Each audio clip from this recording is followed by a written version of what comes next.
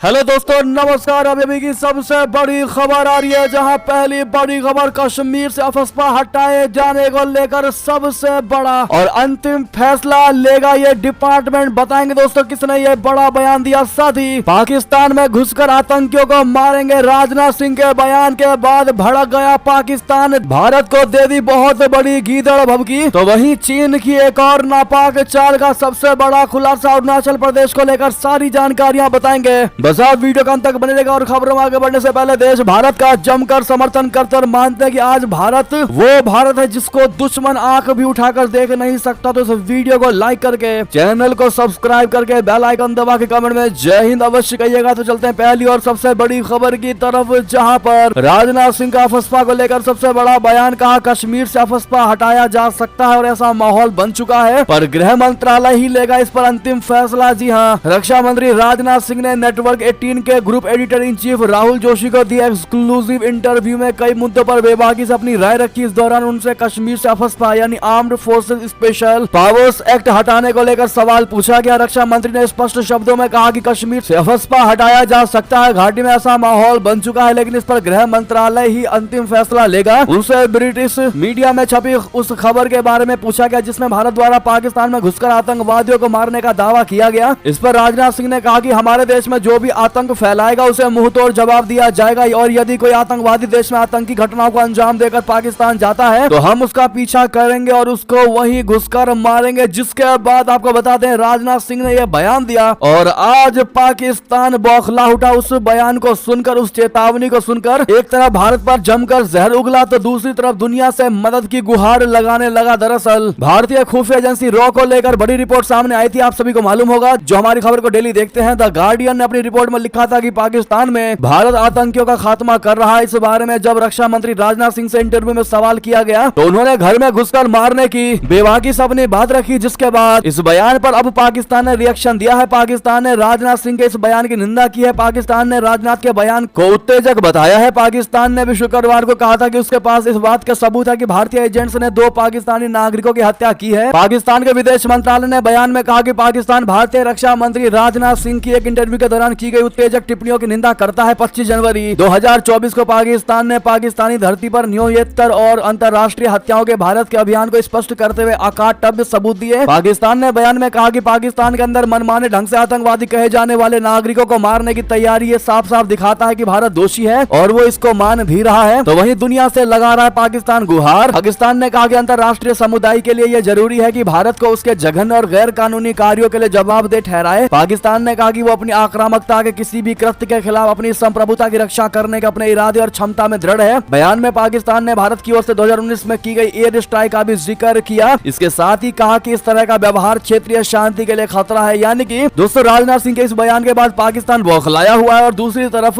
राजनाथ सिंह के बयान को लेकर के वो किसी घटना को सच्चाई साबित करने के लिए कह रहा है कि भारत ने ये बयान दिया, इसका मतलब जो हमारे 2 आतंकवादी मरे हैं, 2 पाकिस्तानी नागरिक मरे हैं, इसका मतलब भारत ने उनको मारा और भारत स्वीकार भी कर रहा है। ऐसी बात पाकिस्तान कह रहा है और भारत को कन्विक्ट बता करके वो दुनिया से गुहार लगा रहा है कि भारत पर एक्शन लिया जाए। बहरहाल इस पर आपकी राय तो बनती है। दोस्तों नेक्स्ट खबर की बात करें, जहां चीन की एक और नापाक चाल अरुणाचल से लगी सीमा पर बसा रहा 175 नए गांव। आखिर भारत के खिलाफ क्या है ड्रैगन का प्लान, आपको बता दें अरुणाचल प्रदेश से लगी सीमा पर चीन फिर से एक और अपनी नापाक चाल चलने को तैयार है। चीन ने वास्तविक नियंत्रण रेखा यानी LAC पर अपनी तरफ 175 नए गाँव बनाने की तैयारी कर चुका है। ट्रिब्यून इंडिया ने अपनी रिपोर्ट में इस बारे में जानकारी दी है। उस चीन इसके पहले LAC के पास 628 आधुनिक गांव बसा चुका है। ट्रिब्यून ने सूत्रों के हवाले से बताया है कि चीन स्पष्ट रूप से क्षेत्रीय दावों को मजबूत करने और LAC पर सैन्य तैयारियां बढ़ाने के लिए इन गांवों को स्थापित कर रहा है। चीन एक बड़ी योजना के तहत LAC से लगे क्षेत्रों में 900 गांवों का निर्माण कर रहा है। इसमें 200 गांव भारतीय सीमा के काफी पास हैं। चीन की योजना भारत के साथ संघर्ष की स्थिति में इन गांवों को निगरानी पॉइंट और संभावित सैन्य अड्डों के रूप में इस्तेमाल करने की है। इन बस्तियों का उद्देश्य केवल सैन्य उद्देश्यों के लिए ही नहीं है बल्कि इसके दीर्घकालिक निहितार्थ है। जी हाँ, साथ ही बता दें इन गांवों के बनाने के अलावा चीन ने तिब्बत और LAC के पास के क्षेत्रों में व्यापक बुनियादी ढांचा विकास परियोजनाएं शुरू की हैं। ऐसे में अपनी चाल से बाज नहीं आ रहा है चाइना। इस पर आपकी क्या राय होगी? साथ ही भारत पर कनाडा के चुनावों में दखल देने का आरोप, नई दिल्ली के जवाब से ट्रूडो सरकार की हुई बोलती बंद। जी हाँ, ये कनाडा है जो हमारे मामलों में दखल दे रहा है। जी हाँ, भारत ने न सिर्फ आरोप खारिज किए बल्कि ट्रूडो प्रशासन को आईना भी दिखाया। दरअसल भारत ने कनाडा के आम चुनाव में हस्तक्षेप करने के आरोपों को निराधार बेसलेस बताया है। नई दिल्ली की ओर से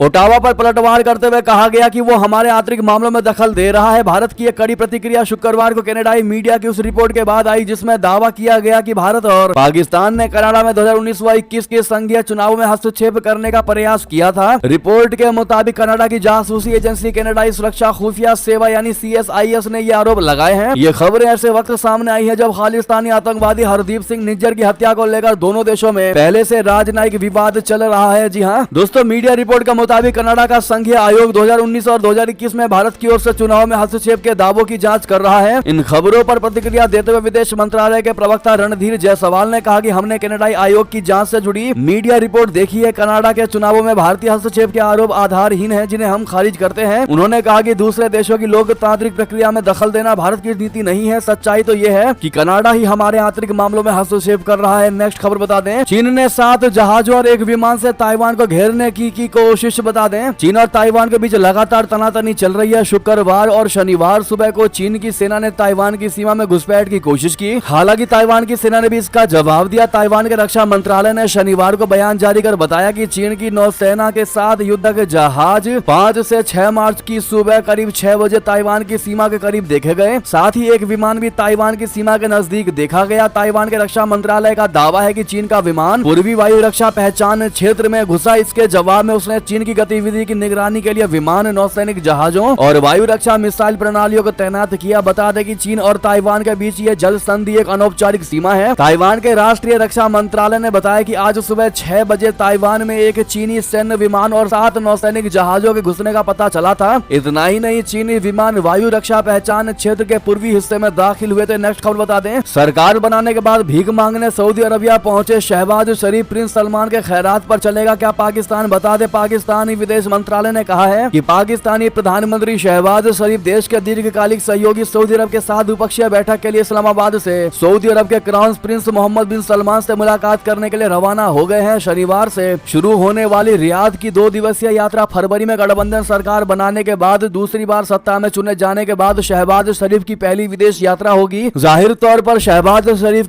की कोशिश सऊदी अरबिया के प्रिंस से पैसे मांगना है ताकि पाकिस्तान का काम काज चल सके। पाकिस्तान के विदेश मंत्रालय ने सोशल मीडिया प्लेटफॉर्म एक्स पर एक पोस्ट में कहा है कि उम्मीद है कि दोनों नेता आपसी हित के क्षेत्र पर चर्चा करेंगे और क्षेत्रीय और वैश्विक विकास पर विचारों का आदान प्रदान करेंगे। बहरहाल आप सभी बहुत अच्छे से जानते हैं दोस्तों कि शहबाज शरीफ आखिर सऊदी अरबिया गए होंगे तो गए क्यों होंगे। साथ ही साथ अगली खबर बता दें, राष्ट्रपति बाइडेन ने मिस्र और कतर को लिखा पत्र, कहा इजरायली बंधकों की रिहाई के लिए डाले दबाव। जी हां, इजरायल और हमास के बीच युद्ध को करीब 6 महीने होने वाले हैं, लेकिन इसके थमने का आसार नजर नहीं आ रहा है। अब गाजा में बढ़ते मानवीय संकट के बीच अमेरिका इजरायल के प्रधानमंत्री बेंजामिन नेतन्याहू पर सीज फायर का दबाव बना रहा है। अब अमेरिकी राष्ट्रपति जो बाइडेन ने मिस्र और कतर के नेताओं से हमास पर दबाव बनाने को कहा है। अमेरिकी राष्ट्रपति ने शुक्रवार को मिस्र और कतर के नेताओं से काहिरा में इस हफ्ते के अंदर नए दौर की वार्ता से पहले गाजा में सीज फायर और बंधक की रिहाई के समझौते पर सहमत होने के लिए हमास पर दबाव डालने का अनुरोध किया है। एक अमेरिकी अधिकारी ने कहा है कि CIA निदेशक बिल बर्न्स काहिरा वार्ता में अमेरिकी प्रतिनिधिमंडल का नेतृत्व करेंगे। बाइडेन प्रशासन के एक वरिष्ठ अधिकारी ने कहा कि जो बाइडेन ने इजरायली बंधकों को रिहा करने की स्थिति पर मिस्र के राष्ट्रपति अब्देल फतेह अल सीसी और कतर के अमीर शेख तमीम बिन हमद अल थानी को पत्र लिखा है। नेक्स्ट खबर बता दें, लोकसभा चुनाव से पहले कश्मीर में माहौल खराब करना चाहता है पाकिस्तान। सेना ने जारी किया बयान। जी हां, देश में लोकसभा चुनाव की तैयारियां हैं। जम्मू कश्मीर में 5 सीटों पर चुनाव होने वाले हैं, लेकिन इससे पहले पाकिस्तान की नापाक हरकत दिखाई दे रही है। आतंकियों को पनाह देने वाला पाकिस्तान चुनाव से पहले घाटी में आतंक फैलाकर माहौल खराब करने की कोशिश में है। हालांकि सेना ने उनके इरादों को फेल कर दिया है। सेना ने बयान जारी करते हुए कहा है कि जम्मू कश्मीर के बारामूला में शुक्रवार को पाकिस्तान की ओर से घुसपैठ की नाकाम कोशिश देश में आम चुनाव से पहले कश्मीर घाटी में अशांति फैलाने की पाकिस्तान की हताशा को प्रदर्शित करती है। बता दें कि बारामूला जिले के उरी सेक्टर में नियंत्रण रेखा के पास शुक्रवार को 2 अज्ञात आतंकवादी मारे गए जब वे कश्मीर में घुसपैठ करने की कोशिश कर रहे थे। सेना ने एक बयान में कहा कि घुसपैठ रोधी अभियान के दौरान LOC के आसपास पाकिस्तान की अग्रिम चौकियों से रुक रुक कर गोलीबारी की गई। सेना ने कहा कि भारतीय सेना ने संयुक्त अभियान में कल घुसपैठ की कोशिश को सफलतापूर्वक नाकाम कर दिया था। जी हां, ऐसे में इंडियन आर्मी को नेक्स्ट ऑपरेशंस के लिए यानी आने वाले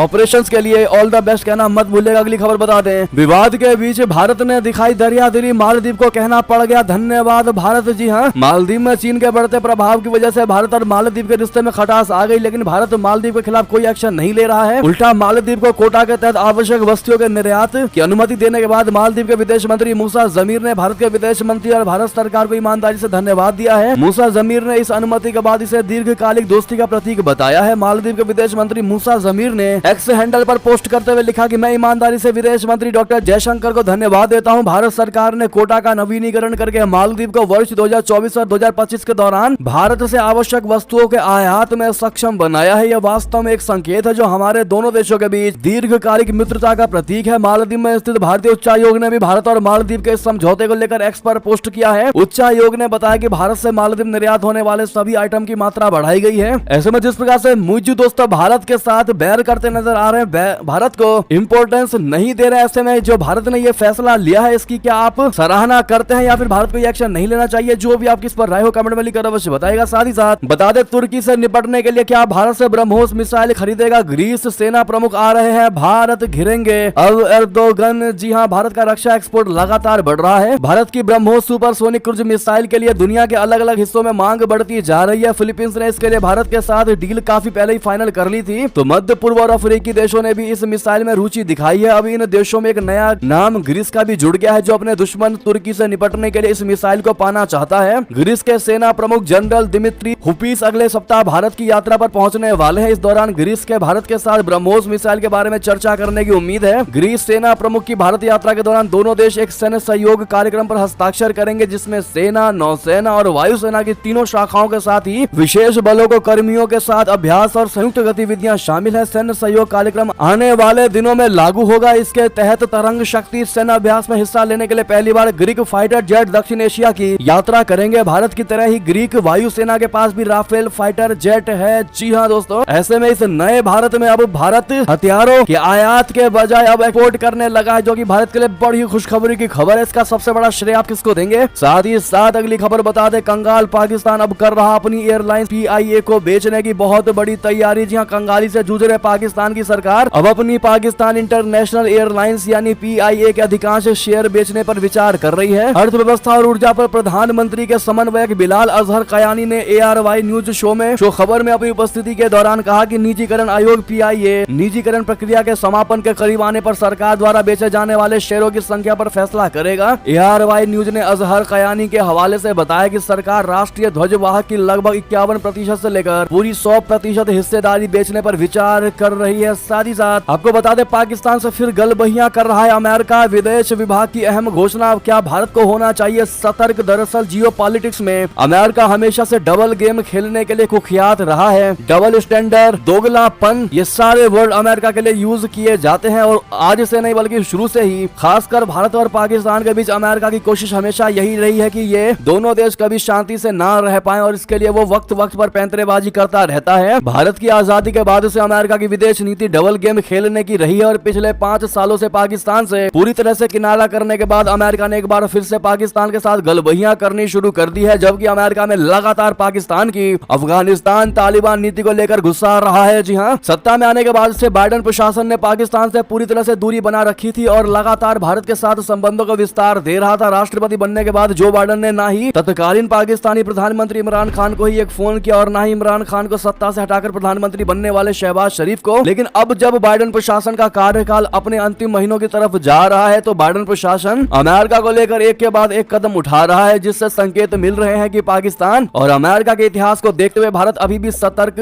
हो जाए तो बेहतर होगा। जी हाँ, ऐसे में अमेरिका के दोगलापन को लेकर आपकी क्या राय होगी दोस्तों? डबल स्टैंडर्ड को लेकर कमेंट में लिखकर जरूर बताएगा। देखते हैं भारत की जनता अमेरिका को कितने अच्छे से पहचानती है। नेक्स्ट खबर बता दें, सऊदी क्राउन प्रिंस के ड्रीम प्रोजेक्ट नियोम को लगा तगड़ा झटका, उम्मीद के मुताबिक नहीं मिल रहा रिजल्ट। अब क्या करेंगे सऊदी प्रिंस? दरअसल सऊदी अरब के क्राउन प्रिंस मोहम्मद बिन सलमान ने अपने ड्रीम प्रोजेक्ट नियोम के स्तर को कम करने का फैसला लिया है। सऊदी अरबिया सरकार को एक समय उम्मीद थी कि द लाइन में 2030 तक 15 लाख लोग रहेंगे। अब अधिकारियों को 2030 तक सिर्फ 3 लाख लोगों का घर यहाँ बनने की उम्मीद है और अधिकारियों ने कहा कि चरणों में यह प्रोजेक्ट पूरा होगा और तट के साथ रेगिस्तान के 170 किलोमीटर के हिस्से को कवर करेगा। फिलहाल अधिकारियों को उम्मीद है कि 2030 तक परियोजना का केवल 2.4 किलोमीटर पूरा हो जाएगा। नेक्स्ट खबर बता दें, चीन को औकात में लाने की तैयारी में जुटा अमेरिका इंडो पैसिफिक में तैनात करेगा परमाणु मिसाइल। जी हां, अमेरिकी सेना के Indo Pacific commanding general Charles Philip ने बुधवार को टोक्यो की अपनी यात्रा के दौरान चीन के खिलाफ सैन्य तैयारियों पर बड़ा खुलासा किया है। उन्होंने जापानी मीडिया के साथ इंटरव्यू में कहा है कि अमेरिकी सेना ने इंडो पैसिफिक क्षेत्र में मध्यम दूरी की मिसाइलों को तैनात करने की योजना बनाई है। फ्लिन ने जापान में अमेरिकी दूतावास में कहा कि क्षेत्र में अपने सहयोगियों और साझेदारों के साथ काम करते हुए और हमारे पास मौजूद विभिन्न संयुक्त अभ्यासों के साथ मिलकर काम करते हुए उन यानी मिसाइलों को जल्द ही क्षेत्र में तैनात किया जाएगा। जी हाँ, अमेरिकी मिसाइलों को तैनात करने का उद्देश्य चीन के खिलाफ प्रतिरोध को मजबूत करना है। साथ ही साथ अगली खबर बता दें, बंगाल में ईडी के बाद अब एनआईए टीम पर बड़ा हमला, गाड़ी में तोड़ फोड़, 2 अधिकारियों को आई मामूली चोटें। जी हाँ, पश्चिम बंगाल में केंद्रीय जांच एजेंसियों के खिलाफ हमले रुकने का नाम नहीं ले रही है। संदेश खाली में ईडी टीम को निशाना बनाए जाने के बाद अब एनआईए पर भी हमले की खबर आ रही है। सूत्रों के मुताबिक अब पूर्व मेदिनीपुर के भूपति नगर में केंद्रीय एजेंसी एनआईए की टीम पर बड़ा हमला किया गया। कलकत्ता हाईकोर्ट के निर्देशानुसार एनआईए टीम शनिवार को जांच के लिए गई थी। आरोप है कि जांचकर्ताओं की कार में तोड़ फोड़ की गई। आपको बता दें, इस मुद्दे पर ममता बनर्जी ने ऐसा बयान दिया दोस्तों, जिससे कि पूरी बंगाल की ही जनता नहीं बल्कि इंडिया चौंक गया। ममता बनर्जी ने कहा कि लोगों ने वही किया जो उनको करना चाहिए था। जी हाँ, एनआईए की टीम पर हमले पर ममता बनर्जी ने हमलावरों का पुरजोर समर्थन किया और कहा कि इन्होंने वही किया जो उनको करना चाहिए था। दरअसल दक्षिण दिनाजपुर में एक चुनावी सभा से इतर ममता बनर्जी ने एनआईए पर हमले की घटना पर प्रतिक्रिया देते हुए पूछा कि एनआईए आधी रात में छापेमारी क्यों करने गई, क्या उन्होंने पुलिस से इसकी इजाजत ली? स्थानीय लोगों ने वही किया जो किसी अजनबी के उनकी जगह पर आने पर उनको करना चाहिए था। एनआईए चुनाव से ठीक पहले लोगों को गिरफ्तार क्यों कर रही है? ममता बनर्जी ने भाजपा पर निशाना साधते हुए कहा कि भाजपा को क्या लगता है कि वे हर बूथ एजेंट को गिरफ्तार कर लेंगे? एनआईए को क्या अधिकार है? ये सब भाजपा के समर्थन के लिए हो रहा है। हम पूरी दुनिया को भाजपा की गंदी राजनीति के बारे में बताएंगे। ममता बनर्जी ने दावा किया है कि साल 2022 में पटाखे फोड़ने के मामले में जांच के लिए एनआईए की टीम सुबह सुबह पहुंच गई थी। भूपति नगर की महिलाओं ने हमला नहीं किया था बल्कि एनआईए की टीम द्वारा हमला किया गया था। अगर महिलाओं पर हमला होगा तो क्या वो चुप रहेंगी? ममता बनर्जी ने कहा कि वो सिर्फ एनआईए के कुछ घरों में छापेमारी का विरोध कर रही थी। बहरहाल एक तरफ पहले ईडी पर हमला होता है, फिर एनआईए की टीम पर हमला होता है और उसके बाद वहां की मुख्यमंत्री ऐसा बयान देती है जिसके बाद लगता ही नहीं है कि ममता बनर्जी कहीं से कहीं तक हिंसा की जांच करवाएंगी। ऐसे में आपकी इस पर जो भी इस मुद्दे पर राय हो कमेंट में लिखकर अवश्य बताएगा। बहरहाल ये थे की सारी बड़ी खबर। आपको हमारी खबर कैसी लगी? आशा करता हूँ बहुत अच्छी लगी होगी। अगर थोड़ी भी अच्छी लगी तो इस वीडियो को दोस्तों, भाइयों में, साथियों में, रिश्तेदारों में शेयर अवश्य कर दीजिएगा और अभी कर दीजिए इस वीडियो को लाइक, चैनल कर दीजिए सब्सक्राइब, बेल आइकन दबाइए, साथ ही कमेंट बॉक्स में लिख दीजिएगा जय हिंद जय भारत। और यहाँ तक बने रहने के लिए आप सभी का बहुत बहुत धन्यवाद। मिलता अगली बड़ी खबर में। जय हिंद।